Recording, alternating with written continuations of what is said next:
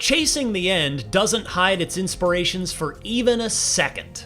In the opening scene, Rion, a young woman in Seoul, South Korea, rises from the bed in her apartment building, the TV in the corner showing nothing but static, and a not-so-subtle pixel art poster of Playdead's 2016 masterpiece Inside hanging on the wall behind her. In fact, Inside is the only pristine thing you could possibly be reminded of as you explore Rion's world. Everything has gone to hell. Trash coats the floor of her building, rooms are boarded up, the walls are cracked and crumbling, and as an elderly neighbor stops Rion for a quick chat to plead for her help cleaning the place up, it quickly becomes clear that this is not a prosperous world.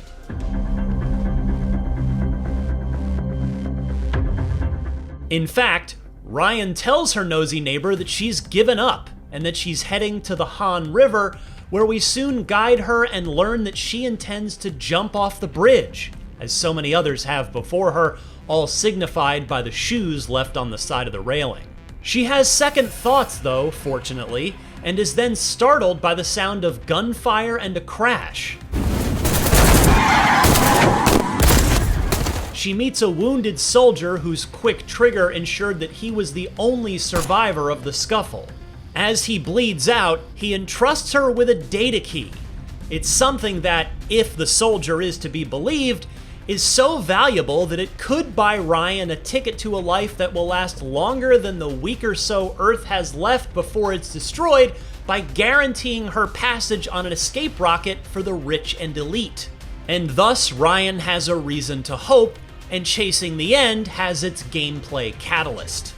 The demo I played only contained the prelude and part of Chapter 1, but after setting up its raison d'etre, it shows off the start of what to expect. Plenty of physics-based puzzles. Like the Playdead games that inspired it, Chasing the End will have you manipulating objects in the environment in order to clear obstacles and open paths to the next area. The controls are simple.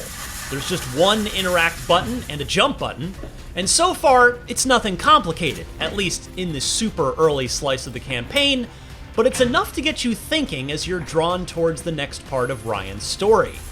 I quite like Chasing the End's simple but very bleak pixel art visual style, and there's already more dialogue here than in all Playdead games ever made combined, which doesn't guarantee quality, but it does at least promise that developer Geno isn't trying to make a shameless Inside clone. There is an original idea here, and a rather captivating one at that thanks to the asteroid-induced apocalypse that serves as the backdrop for the action, so let's see if the team is able to fulfill its potential.